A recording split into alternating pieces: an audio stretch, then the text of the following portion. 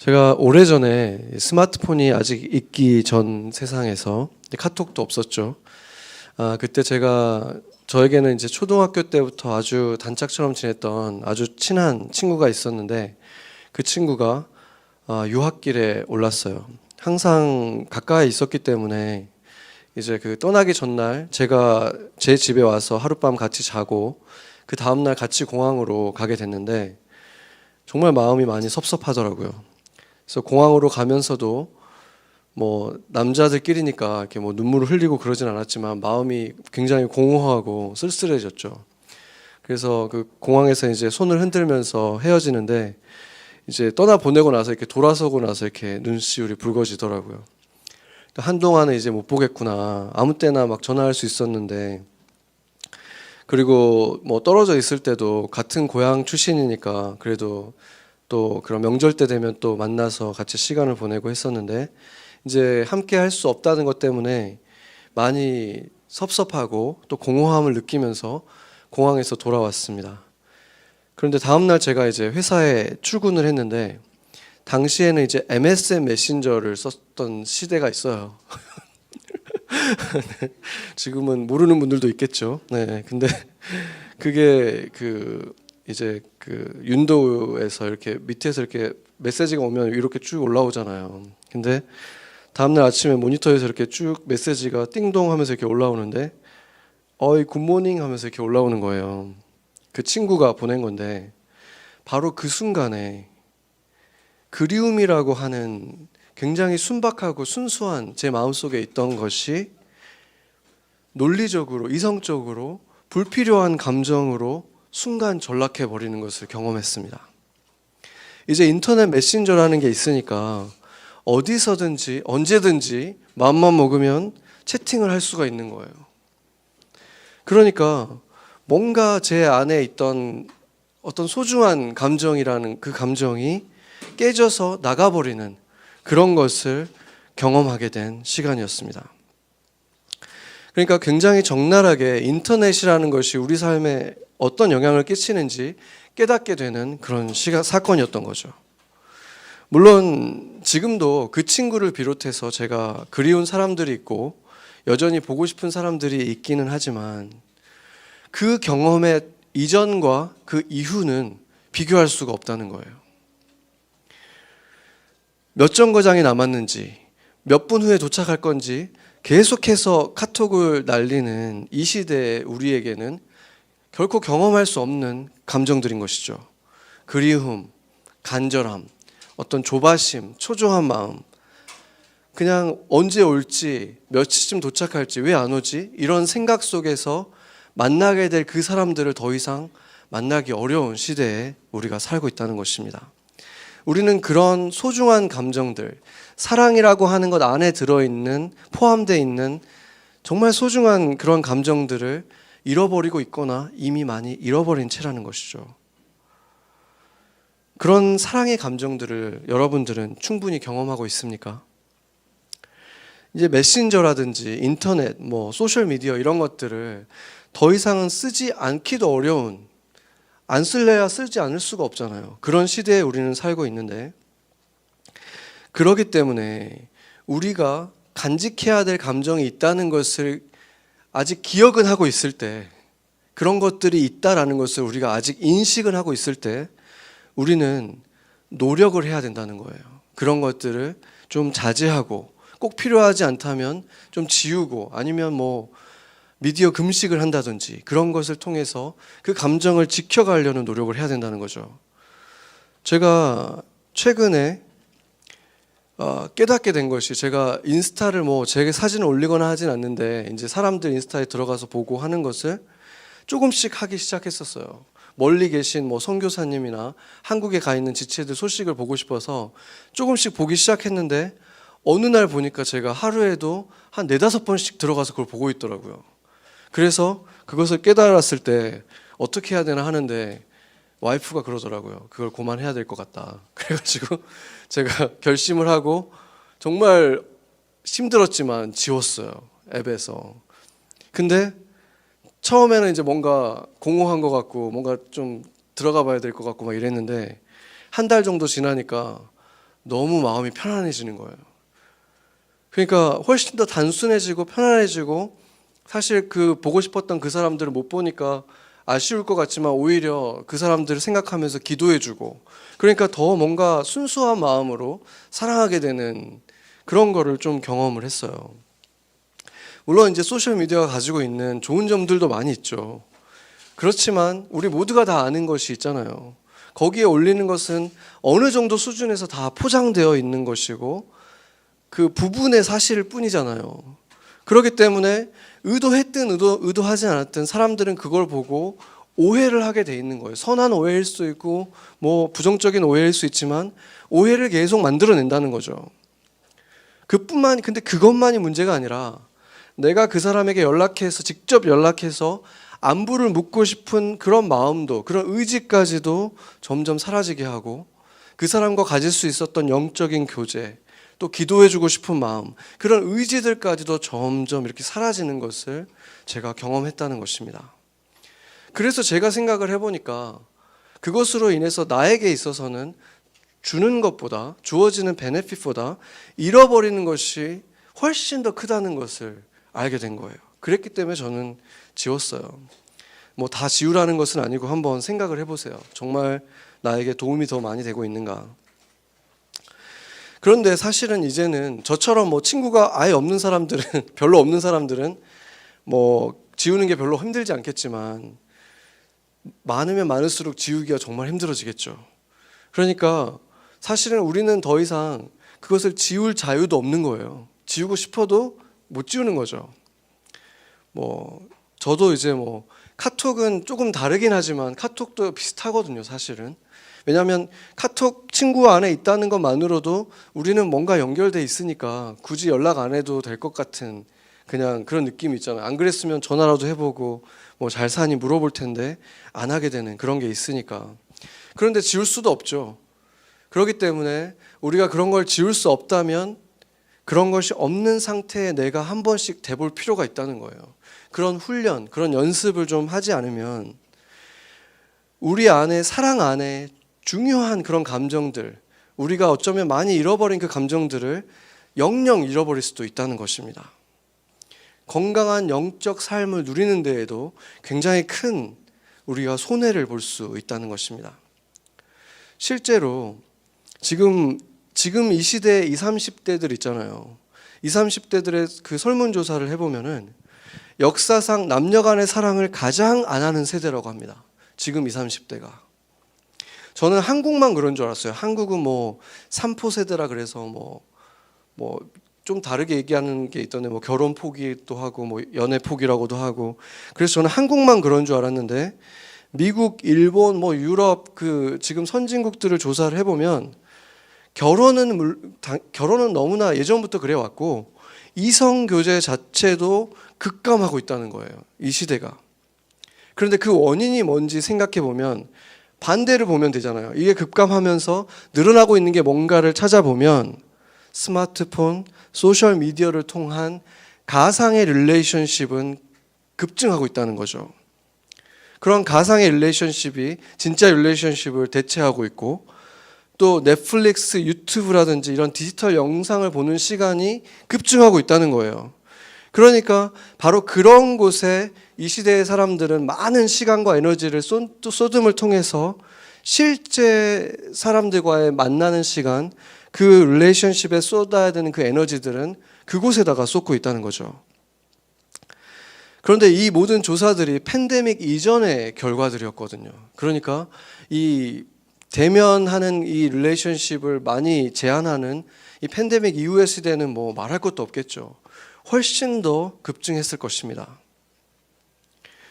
이 사랑이라는 것을 구경하기가 점점 어려워지는 시대, 감정도 많이 메말라버린 이 시대에 살아가고 있는 우리들에게 오늘 주님께서는 여전히 서로 사랑하라 이렇게 명령하고 있습니다. 그렇다면 우리가 사랑이 무엇인가에 대해서 먼저 생각을 해봐야 되겠죠. 정말 많은 시인들이나 철학자들이나 노래하는 사람들이 사랑에 대해서 정의를 하고 있고, 여러분에게 사랑에 대해서 묻는다면 아마 각자 다 정의할 수 있는 사랑이 무엇이다 하는 생각이 있을 거예요. 그런데 이 사랑이라는 것은 들여다보면 조금씩 사람마다 생각하는 게 차이가 있죠. 그리고 언어마다도 조금씩 어감이 달라요.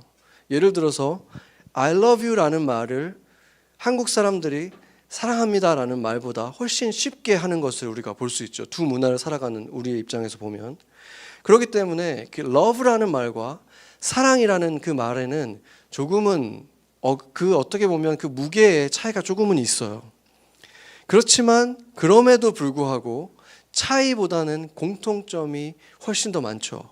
그렇기 때문에 영화가 하나 나오면 온 세계 말로 다 그 번역이 돼서 나가는데 그것을 보면서 다 비슷하게 공감하고 다 감동을 받는 거예요. 그 같은 장면에서 언어는 다르지만.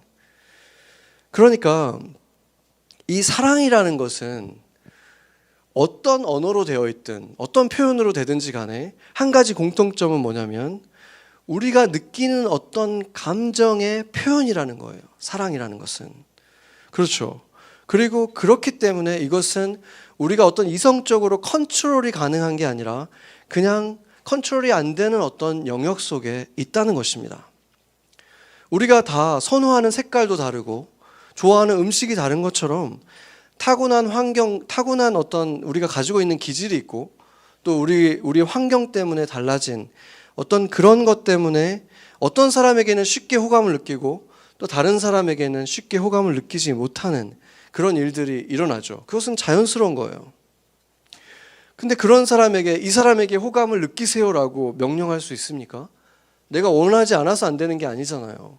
그렇기 때문에 그런 감정에 대해서 명령을 내릴 수가 없는 것이죠.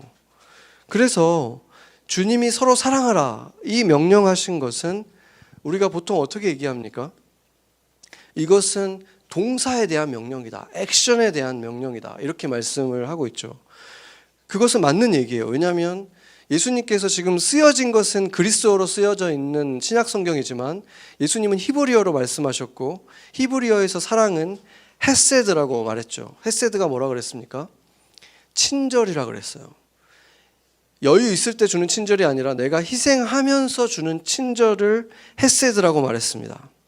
그렇기 때문에 예수님께서 우리에게 헤세드를 하라고 말했을 때는 너희가 좀 희생을 하더라도 주변의 사람들에게 서로 그 친절을 베풀어라 라는 이 액션에 대해서 명령하셨다고 우리가 여러 차례 말해왔습니다. 그래서 그것이 바로 새 계명인 것이죠. 그런데 그렇다면 이 새 계명은 감정은 없어도 되는 것이겠습니까? 우리가 아무리 봐도 사랑은 분명히 감정의 표현인데 감정은 없이 그냥 액션만 하는 것을 말하는 것이겠습니까? 그렇지 않죠. 감정이 따르는 액션을 말씀하시는 거예요. 그렇다면은 이것이 이제 새 계명이잖아요. 사랑하라는 것이 새 계명인데 옛 계명은 뭐겠습니까? 새 계명이 있다는 것은 옛 계명도 있다는 말이죠. 옛 계명이 뭡니까? 뭐겠습니까? 계명하면 떠오르는 게 십계명이죠. 그래서 십계명을 말씀하는 건데 우리가 십계명에서 이웃 사랑을 말하는 부분을 보면은 한마디로 요약을 하자면 서로에게 해를 끼치지 말라는 거예요. 그렇죠? 남의 것을 탐하지 말고 빼앗지 말고 그렇죠. 거짓 증거하지 말고 이거는 다 약간은 소극적인 사랑이잖아요. 피해를 끼치지 말라는 사랑을 말하는 거거든요. 그렇죠? 그런데 예수님께서 지금 새 계명을 말씀하시면서 준 것은 뭐냐면 서로 사랑해라. 친절을 베풀어라. 이건 뭐죠? 더 적극적인 거죠. 그러니까 그냥 단지 피해를 주지 말라 이게 아니라 뭔가를 보태줘라. 뭔가를 도와줘라. 이렇게 말씀하시는 거예요. 그리고 이 사랑이라는 표현 안에는 감정이 따라야 된다고 했기 때문에 그렇다면은 이것이 서로 사랑하라는 말씀을 구약 성경에 안 했던 것이 아님에도 불구하고 예수님께서 이것을 굳이 새 계명이라고 한 이유를 알 수 있는 거죠. 구약 성경에서의 사랑은 뭔가 의무감에서 서로 피해를 주지 않는 것 같은 거기에 머물러 있었다면은 지금 예수님께서 말씀하신 이 신약 성경에서 굳이 새 것이라고, 새 계명이라고 말씀하신 사랑은 더 적극적인 것이고, 그리고 심지어 예수님께서 새 계명이라고 하면서 내가 너희를 사랑한 것처럼 사랑해라 라고 했잖아요. 예수님의 사랑을 우리가 생각을 해보면 이것은 단지 행동만이 아니었고 진정한 깊이 있는 감정이 담겨 있는 사랑이었고, 모든 것을 더해주는, 생명을, 영생까지 주는 사랑이었어요. 그렇죠. 그렇기 때문에 예수님께서 우리에게 명령하신 이 새 계명은 구약 성경에 말하는 이 사랑하라는 계명과는 비교가 되지 않는 것이죠. 그러니까 차원이 다른 거예요. 그렇다면 예수님께서 지금 우리에게는 훨씬 더 무거운 계명을 주신 것입니까? 훨씬 무거운 거잖아요. 지금 우리가 들었을 때 예전에는 그냥 피해만 안 주면 되는데 지금은 도와줘야 되니까, 그렇죠? 그리고 감정까지 따라가야 되고, 이것은 거의 불가능해 보이는 일인 거잖아요. 그냥 피해 안 주는 것 정도는 할 수 있잖아요. 그렇다면 우리에게 훨씬 무거운 계명을 주님께서 주신 것입니까? 이것이 그렇지 않은 이유는 뭐냐면, 사랑이라고 말씀하신 이것이 친절이라고 하는 어떤 행위로 나타나야 되는 것이지만, 이것은 그 계명과 율법과의 큰 차이가 뭐냐면 억지로 벌을 받지 않기 위해서 계명을 지키기 위한 그 목적을 가지고 하는 것이 전혀 아니기 때문인 것입니다. 이것이 바로 기독교와 모든 세상의 종교가 구별되는 지점인 거예요. 그렇죠. 이것은 내가 그것을 원하게 되는 상황 속에서 시작되는 거예요. 믿음이 의지로 시작되잖아요. 믿음 안에서 우리 안에 선한 의지가 생김을 통해서 시작되는 거예요. 그래서 굳이 믿음을 정의하자면 여기는 것으로부터 시작합니다. 여기는 것. 호감이 가지 않는 사람이 있는데, 기질적으로 나랑 도저히 맞지 않는 사람이 있는데, 사랑하기가 너무 어려운 그 사람이 있는데 내가 그 사람을 사랑할 수 있다고 믿는 거예요. 왜 그렇습니까? 그게 사실이거든요. 내 안에 예수님의 생명이 있잖아요. 예수님께서 그 사람을 사랑하십니까? 안 하십니까? 사랑하시잖아요.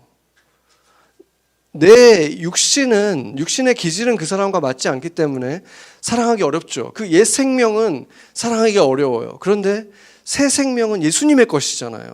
예수님은 그 사람을 사랑하잖아요. 그것을 믿는 거예요. 그것을 믿는다면은 예수님께서 저 사람을 사랑하기 때문에 십자가를 지셨구나, 이 사실을 믿는다면은 믿음으로 이제 행하기 시작하는 것이죠. 내 안에 있는 새 생명은 저 사람을 사랑합니다. 그것을 믿고 그 믿음에 따른 행동을 시작하는 거예요. 그렇겠죠. 그러니까 우리가 만약에 내가 사랑하기 어려운 그 사람을 사랑한다면 어떻게 행동할까를 한번 생각을 해보라는 거예요. 그러면 어떻게 행동하겠습니까? 그 사람을 진짜 사랑하는 사람이 하는 행동을 하겠죠. 그 사람을 정말 사랑하는 사람은 어떻게 행동을 할까? 그 사람을 사랑하면 그 사람이 잘 되길 바라겠죠. 그 사람을 위해서 기도해주고 싶겠죠. 시키지 않아도. 그리고 내가 지금 좀 마음이 힘들고 내가 원하지 않는 행동을 그 사람이 할지라도 그 사람이 눈을 마주치면 미소를 지어주겠죠. 그러려고 노력하지 않겠습니까? 내가 그 사람을 사랑하니까. 내가 마음에 들지 않는 행동을 해도 사랑하는 마음은 어쩔 수가 없잖아요. 그러면 잘하려고 노력하고 맞춰주려고 노력하죠. 배려하려고 노력하고, 오히려 그 사람이 좋아할 만한 행동을 하려고 내가 노력하지 않겠습니까? 내가 그 사람을 사랑하니까 그렇게 하는 거예요. 바로 그런 행동을 믿음으로 시작하는 것입니다. 그것은 그냥 겉으로 사랑하는 척하는 거하고는 영원만큼 차이가 있는 거예요. 그렇죠. 겉으로 그냥 보이는 것에서 사랑하는 척하는 것은 그냥 위선에 불과한 것이지만, 이것은 믿음의 행동인 것입니다. 우리가 세상 사람들은 예수님이 없다 그러잖아요. 보이지 않으니까. 그렇지만 보이지 않는 성령님이 우리는 계시다라고 생각하고 오늘도 성령님이 계시는 사람인 것처럼 여기면서 살아가잖아요. 느껴질 때도 있고 느껴지지 않을 때 있지만 예수님이 나와 지금 함께 한다는 사실을 믿음으로 그렇게 행하면서 살아가잖아요. 믿음은 원래 의지이고 여기면서 살아가는 의지인 거예요. 그렇다면 사랑도 마찬가지인 것입니다. 그리스도인들이 하는 사랑은 내가 느껴질 때만 하는 것이 아니라 느껴지지 않을 때, 마음에 들지 않는 그 사람들, 그 사람을 사랑할 때 내가 그 사람을 사랑하는 사람인 것처럼 살아가는 거예요. 아멘. 그래서 예수님이 말씀하신 이 사랑도 결국에는 의지로 시작해서 행위로 나타나는 것입니다. 내가 사랑을 하기로 결심하는 그 의지로, 믿음으로 사랑의 의지를 결심하고 사랑하는 사람으로 여기기 시작하면 여러분이 정말 믿기 어려운 일들을 경험하게 될 것입니다. 그 사람을 정말 사랑할 수 있게 되는 놀라운 일을 경험하게 되는 거예요. 의지로 시작해서 행위로 나타나고 진실된 감정이 따라옵니다. 아멘. 생각해보면 너무 당연하지 않습니까? 우리는 그것을 그냥 우리에게 최면을 거는 게 아니에요. 우리 안에 실제로 살아계신 그 생명이 그 사람을 사랑하고 그 생명이 내가 그 사람을 사랑하길 원하시기 때문에 내가 믿음의 행동을 해나갈 때, 걸음을 해나갈 때 주님께서 돕지 않으실 수가 있겠습니까? 주님이 원하시는 일인데, 주님이 명령하신 일인데 우리가 그 행위를 해나갈 때, 믿음의 행위를 해나갈 때 그 사람을 진정으로 사랑할 수 있게 되는 것입니다. 아멘. 우리를 사랑하시는 주님께서 우리가 결코 도저히 할 수 없는 일을 명령하실 수가 없는 것입니다. 그렇다면 이제 우리는 어떤 모습으로 사랑해야 할까? 예수님께서 말씀하시는 우리가 서로 사랑하는 그 모습은 그냥 영적인 것, 은밀한 내면의 것만을 말씀하신 것이 아니었습니다. 오늘 본문이 뭐라 그랬습니까? 교회 안에 모든 사람들이 알게 될 것이라고 말한 것이 아니라 모든 사람이 너희가 내 제자인 것을 알 것이다. 너희가 서로 사랑할 때, 서로 은밀히 사랑하는데 세상 사람들이 어떻게 합니까? 알 수가 없는 거죠. 성령도 없는 사람들이 영적인 것을 어떻게 분별합니까? 알 수가 없는 거죠. 어떻게 그 모든 사람들이 그 사람들이 서로 사랑하는 걸 알았을까? 보이는 사랑을 했다는 거예요. 영적인 내면의 사랑뿐만이 아니라 세상 모든 사람들이 보고 느끼고 알 수 있는 모습으로 사랑했다는 것입니다. 그래서 아직 영이 살아나지 않는 세상 사람들이 보면서도 저건 진짜 사랑이 맞다. 저들은 정말 사랑하는구나. 느낄 수 있을 만큼 사랑해야 된다는 것입니다. 예수님께서 우리에게 분명한 그림을 보여주셨죠. 내가 너희를 사랑한 것 같이 서로 사랑하라. 예수님께서 보여주신 그 십자가, 몇 주 전에도 말했죠. 그 십자가는 그냥 자기들끼리 은밀하게 그를 죽인 게 아니에요. 그 언덕 위에서 세상 사람들이 조롱하라고 한 것이지만 다 보이는 그곳에서 예수님이 십자가를 지신 이유가 있었다는 것입니다. 세상 사람도 다 눈에 볼 수 있을 만큼 사람이 감동받을 만한 사랑을 하셨다는 것이죠. 그래서 세상 사람들이 교회는 싫어하지만 예수님은 싫어하지 않습니다. 세상 사람들이 교회를 비판하고 기독교를 비판할 때 그 이유는 결코 교회가 기독교가 예수님을 너무 닮았기 때문에 비판하는 게 아니에요. 대부분 정반대 아닙니까? 예수님을 단지 역사적인 인물로만 보는 사람들도 예수님을 비판하지 않습니다. 불신자들도 역사적인 인물로 보는 사람들도 예수님은 훌륭한 분이었다라고 얘기를 해요. 그리고 철학자들도 그 공자와 그 선생으로서 비교를 할 때도 예수님의 가르침이 공자와 맹자 같은 사람들의 가르침을 아주 가볍게 넘어섰다고 평가를 합니다. 왜냐하면 공자의 가르침은 군자라고 하는 그 위대한 인물이 되는 것에 목적을 두고 있잖아요. 그렇기 때문에 자신이 많은 희생을 하고 자신을 단련하는 그 이유조차도 결국 자신이 위대해지기 위함이라는 거예요.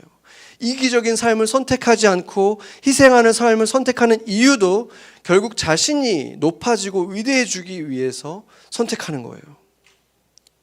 불교도 마찬가지입니다. 불교의 가르침의 궁극적인 목적은 어디에 있냐면 인생의 고통을 없애는 것에 있어요. 그래서 완벽한 평안의 상태에 들어가는 사람들이 부처잖아요. 그 상태에 들어가기 위해서 단련하는 것인데 그렇다면 그것의 목적은 어디에 있는 것입니까? 그 목적도 결국에는 자신의 평안인 것입니다. 자신이 없어져야 그 온전한 평안에 들어간다고 하지만 결국에는 그 평안을 누리는 것이 나잖아요. 그렇기 때문에 이 고상한 가르침들이 인생에 어느 정도 도움이 될 수 있지만 결국에는 예수님이 우리에게 가르쳐 주신 것과는 차원이 다르다는 거예요. 왜냐하면 예수님은 원수도 사랑하라고 하셨고 오른뺨도 돌려대라고 하셨고 눈으로만 지은 것도 범죄라고 했고 마음으로서 형제를 바보라고 업신 여기는 것 그것조차도 지옥에 던져질 죄악이다라고 말씀하셨기 때문인 거죠. 이것은 이 동양의 철학자들, 이 스승들도 도저히 상상도 할 수 없는 수준의 것입니다. 게다가 그분은 단지 그것을 가르쳐 주신 것뿐만이 아니라 완벽하게 그러한 삶을 살아내셨습니다. 누구도 상상할 수 없고 흉내도 낼 수 없는 위대한 사랑을 하셨기 때문에 세상 사람들도 그것을 보면 정말로 놀라워하고 그것은 정말 사랑이었다라고 인정할 수밖에 없는 것입니다. 예수님은 제자들에게 완벽하게 똑같이 그 사랑을 할 수는 없더라도 바로 그러한 사랑을 해라. 세상도 알아볼 수 있는 사랑을 해라. 이렇게 말씀을 하셨고 다른 많은 가르침들을 예수님이 주셨잖아요. 너희가 이것을 행하라, 이렇게 하라, 이렇게 말씀을 하셨지만 이 사랑에 대해서만큼은 새 계명이다라고 분명하게 다르게 선을 그어주신 거예요. 다른 말로 하면 이것만큼은 결코 선택사항이 아니다. 이것만큼은 내키면 하고 내키지 않으면 안 해도 되는 일이다 라고 말씀하지 않으신 것입니다. 이것은 계명이다. 그것도 내가 너희에게 주는 유일한 계명이다 라고 말씀하신 것입니다.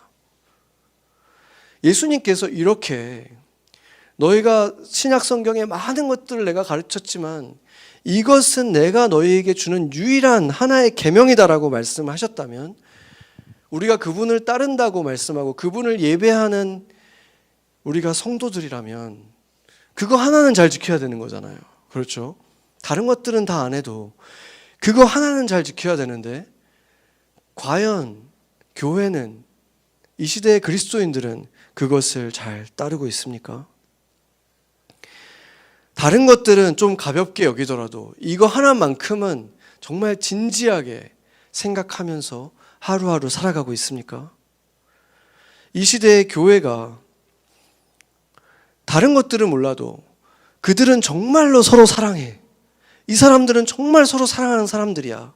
이것으로 세상 사람들의 눈에, 모든 사람들의 눈에 비추고 있습니까? 제가 다른 많은 얘기들을 하지 않아도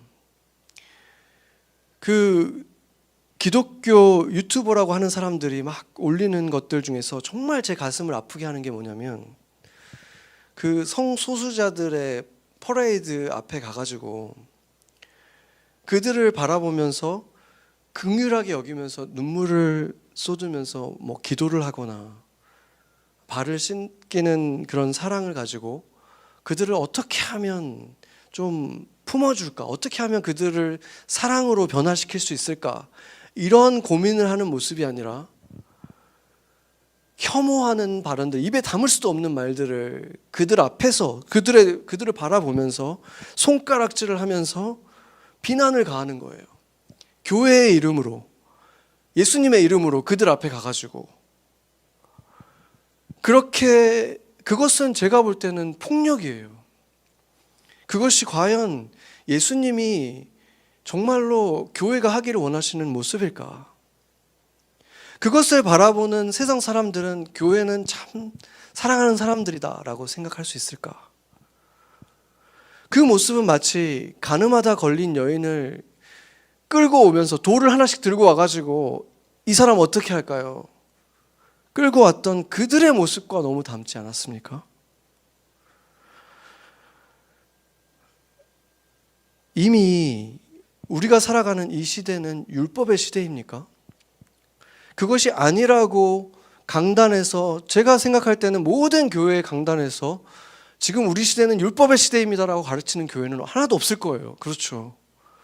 그것을 알면서도 자신들의 어떤 사랑의 삶, 서로 사랑하는 삶의 모습, 따뜻한 그 빛을 통해서 발을 씻겨주는 그런 사랑을 통해서 세상을 변화시키려고 하질 않고 법을 만들어가지고 그 법 또는 폐지를 시켜가지고 성경도 믿지 않는 사람들을 성경적으로 살게 만들려고 하는 그런 일에 교회가 앞장서고 있다는 것이 말이 됩니까? 우리가 배운 복음이 예수님이 그렇게 우리에게 가르치셨습니까?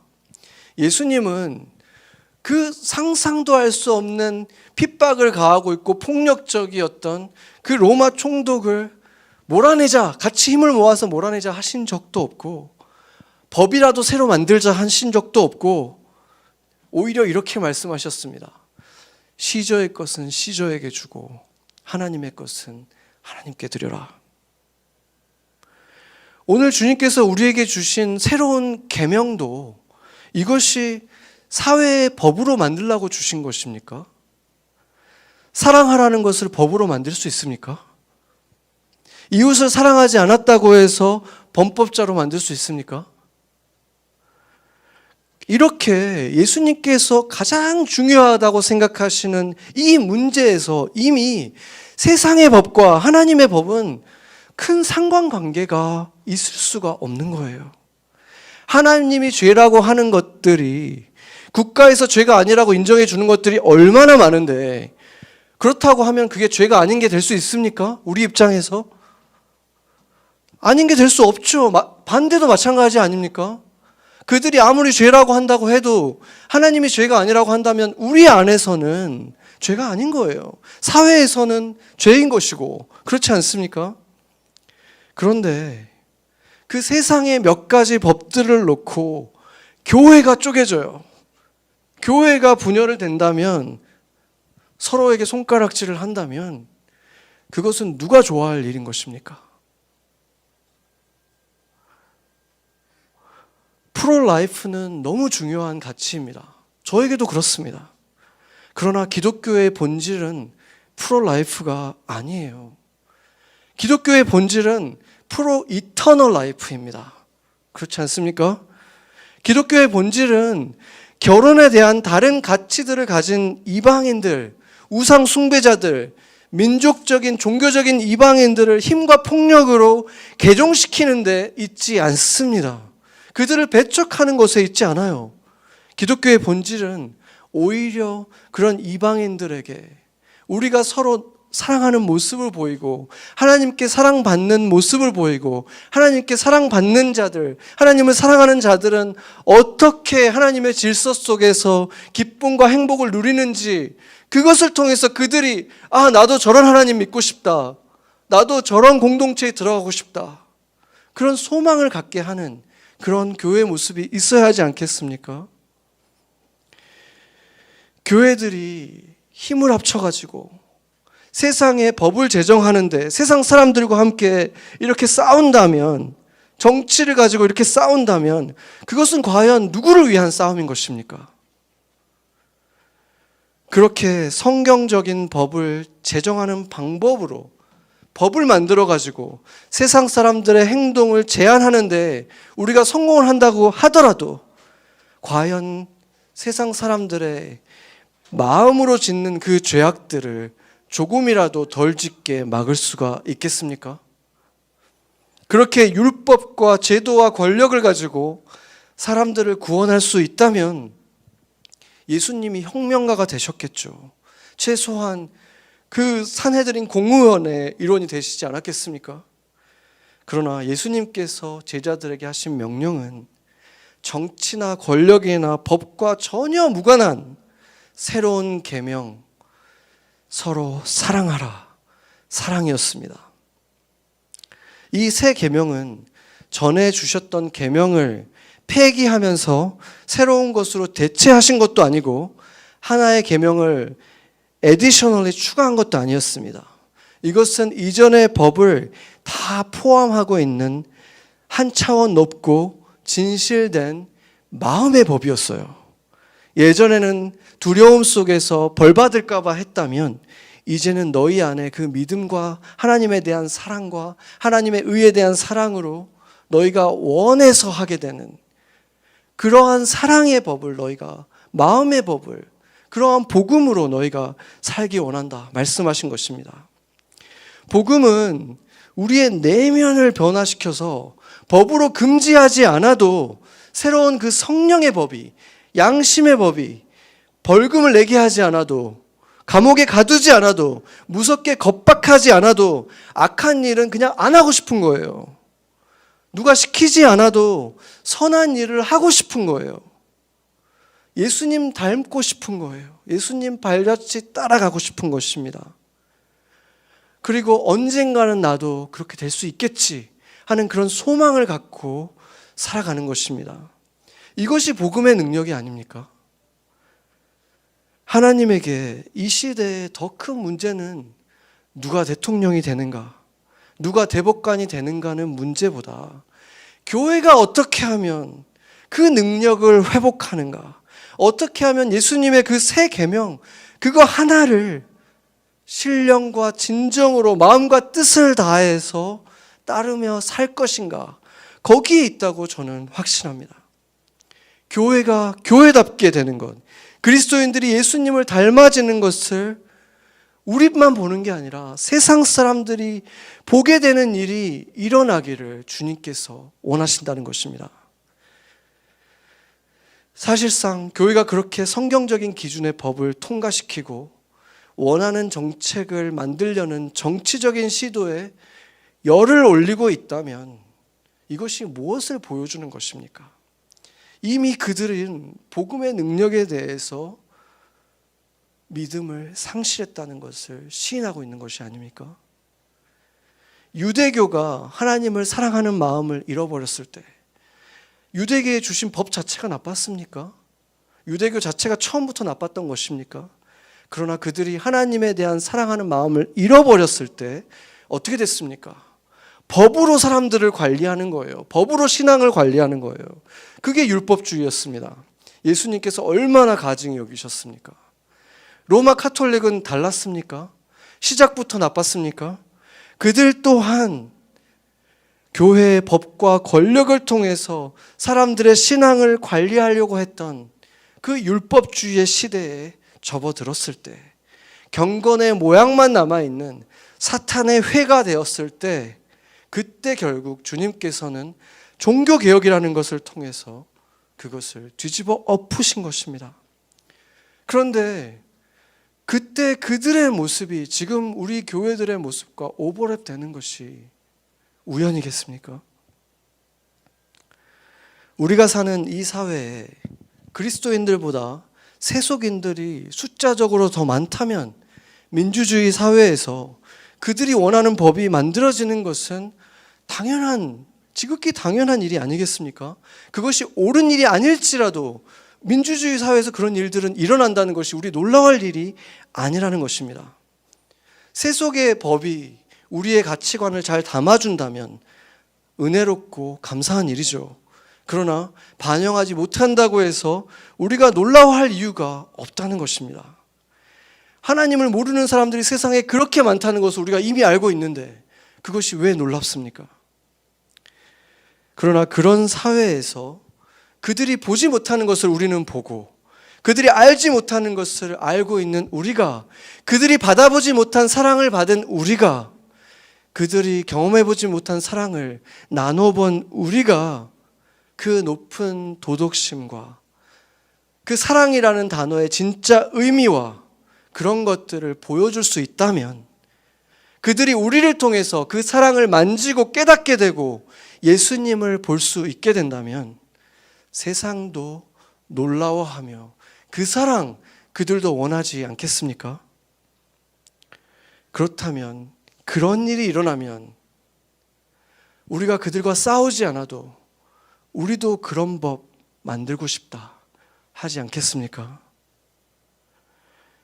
그리스도인들은 우리가 주님, 우리의 주인이라고 고백하는 예수님을 쫓아서 세상이 볼 수 있는 사랑, 세상이 보면서도 믿기 어려워하는 그런 사랑을 만질 수 있게 해주기 위해서 만질 수 있는 그 몸으로 우리를 이 땅에 남겨두셨다고 했잖아요. 우리를 보면서 저것이 정말 사랑이지, 저런 사랑 나도 한번 만져보고 싶다. 우리는 어쩌면 이 시대가 오기 전까지 교회들이라고 생각했을 때, 교회란 무엇인가 생각했을 때 세상 사람들뿐만 아니라 우리도 어느새 그런 것을 기대하지 못하고 있었을지도 모릅니다.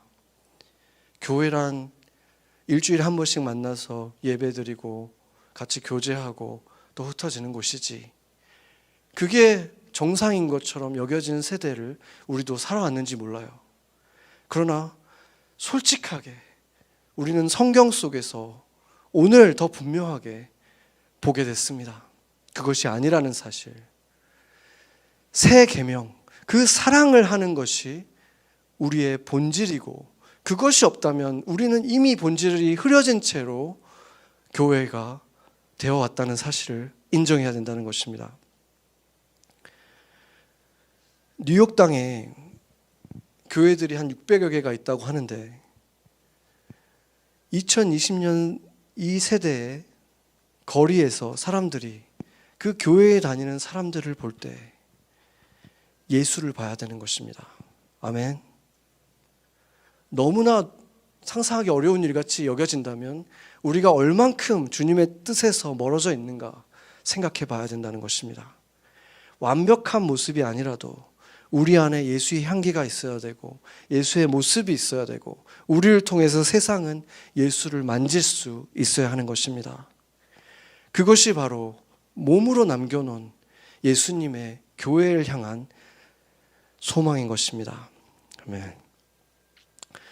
그렇다면은 예수님은 온 인류를 위해서 십자가를 지셨고 모든 사람들을 그렇게 사랑하셨잖아요. 그렇다면 우리도 예수님처럼 모든 사람들을 그렇게 사랑해야 되는데 그렇게 할 수 있나? 그것이 가능하겠습니까? 예수님께서 우리에게 십자가를 지라고 하셨을 때 내 십자가를 지라고 하시지 않았어요. 너의 십자가를 지라 이렇게 말씀하셨습니다. 여러분의 크기마다 여러분의 크기에 맞는 십자가가 있다는 것입니다. 그것을 지라고 하신 것입니다. 예수님이 사랑하듯 모든 사람을 사랑하려고 생각하면 우리는 시작조차 할 수 없죠. 불가능하죠. 그렇다면 우리는 절망할 수밖에 없는 거예요. 차라리 그냥 항상 길티를 느끼면서 나는 사랑이 없지, 사랑 못하지 이러면서 살아가라고 주님이 명령하신 것이 아닙니다. 우리가 누군가를 사랑할 때는 언제나 어느 정도에 맞는 바운더리를 갖게 되어 있습니다. 한계를 갖는 거예요. 예수님도 오늘 뭐라고 했습니까? 지금 직접적인 대상은 누구였냐면 지금 유다가 떠나고 나서 11 제자가 남아 있었는데 너희 11명끼리 서로 그렇게 사랑해라. 내가 너희를 사랑한 것 같은 그 사랑으로 너희끼리 그렇게 사랑해라 라고 말씀을 하신 거예요. 결혼을 한 사람은 지금 이성이 있잖아요. 한 사람의 그 이성에게 제한된 만큼 그 사람에게만 줘야 되는 사랑의 크기가 있잖아요. 그 똑같은 사랑을 다른 사람들에게 주면 되겠습니까? 그것은 잘못된 거죠. 사랑을 하는 거니까 괜찮은 겁니까? 아니잖아요. 그것처럼 비할 수 없이 이 사람에게 더 많이 주고 다른 사람들에게는 다른 방식의 사랑을 주게 되는 거죠. 그런 것처럼 우리가 누군가에 대한 사랑을 온전하게 쏟기 위해서는 제한을 만들어야 된다는 거예요. 바운더리를. 그래야지만 그 바운더리 안에 있는 사람들을 우리가 더 온전하게 더 사랑할 수 있는 것입니다. 우리가 주변에 있는 사람들을 돌봐야 되지만 한 교회 안에 있는 형제 자매들은 안 돌보면서 그 사람들을 돌본다면 그것도 내 아내를 돌보지 않고 다른 사람들에게 잘해주는 것처럼 옳지 않은 것입니다. 사탄은 뭐라고 속삭이냐면 너가 보는 이 모든 이웃들, 너 이웃이 이렇게 많은데 이 사람도 너 이웃이고 이 사람도 너 이웃인데 사랑하지 않을 거면서 왜 이 사람한테만 그렇게 사랑하는 척하니? 너가 오늘 홈리스들을 이렇게 많이 만났으면서 이 사람 하나한테 착한 거 하면서 왜 사랑하는 척하니? 그러니까 너의 사랑은 가짜야. 이렇게 우리에게 속삭여서 결국 무엇을 얻고 싶은 것입니까? 결국 나는 사랑이 이렇게 없는 사람이니까 그냥 사랑 안 하고 주님한테 미안해 하면서 그렇게 살아야지. 이것을 원한다는 것입니다. 그래서 우리는 기도하면서 내가 지금 사랑할 수 있는 사람이 어디까지입니까? 주님께 물으면서 그 한계를 인정하면서 주님과 함께 그 한계를 조금씩 넓혀가는 삶을 살아가야 된다는 것입니다. 사랑하지 않기 위해서 선을 걷는 것이 아니라 사랑하기 위해서 선을 그어야 되는 것입니다. 우리 교회 안에서 순이라고 하는 작은 단위가 있고 또 북클럽 몇 개월 동안에 또 조회 단위가 있고 또 이런 모임들을 기준으로 해서 한계를 나누고 집중하면서 그들을 사랑하고 또 점점 넓혀가는 사랑. 그래서 결국은 주님께서 원하시는 사랑은 최소한 이 공동체 안의 사람들은 다 어느 정도 수준 안에서 사랑을 나누기를 원하신다는 것입니다. 저는 그것을 믿었기 때문에 교회가 시작되고 나서 다양한 방법으로 서로가 이렇게 교집합이 생기길 원했어요.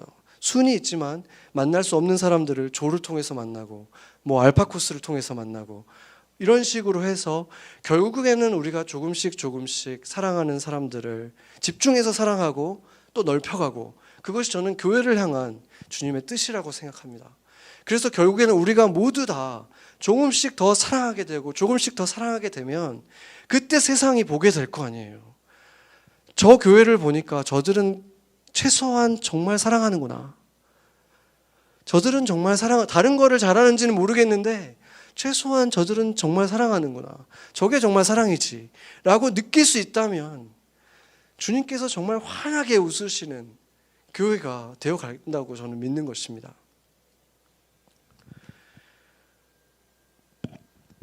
믿음으로 지금 내가 사랑해야 될 사람들이 누군지 주님께 묻고 내가 지금 그들 가운데에서 내가 사랑이 쉽게 생기지 않는 내가 쉽게 호감을 갖지 못하는 사람일지라도 사랑한다고 여기면서 믿음으로 그렇게 대하기 시작하십시오. 여기에 모여있는 얼굴들 또 지금 모이지 못하는 몇 개월째 온라인으로만 드리는 그분들의 얼굴까지 그들의 마음, 그들의 얼굴들을 생각하면서 그들을 위해서 기도하고 사랑의 마음을 갖기 시작하십시오. 주님께서 우리가 더 사랑할 수 있는 사람들이 되게 하실 것입니다. 우리의 사랑이 아니라 우리 안에 있는 그 생명의 사랑이 끝이 없기 때문에 우리도 그 사랑을 주고 받고 하는 그 경험을 이 공동체 안에서 할 수 있는 것입니다. 다른 멀리서부터 모든 사람을 사랑해야지 시작하지 말고 주님과 함께 누구를 지금 사랑하기 원하십니까? 지금 내가 사랑하기 원하는, 집중하기 원하는 사람이 누구입니까? 그 사랑을 내 사랑이 아니라 주님의 사랑으로 주기 시작해 보세요. 메마른 도시에서 여러 가지 이유로 사랑이라는 의미조차도 축소되어 있고 많은 감정들을 잃어버린 이 시대에 그렇게 사랑하는 모습이야말로 이 세상의 사람들을 두려움 속에 있고 메말라 있는 이들을 사랑 자체이신 하나님께로 인도할 가장 놀라운 전도의 길이 될 것입니다. 같이 기도하시겠습니다.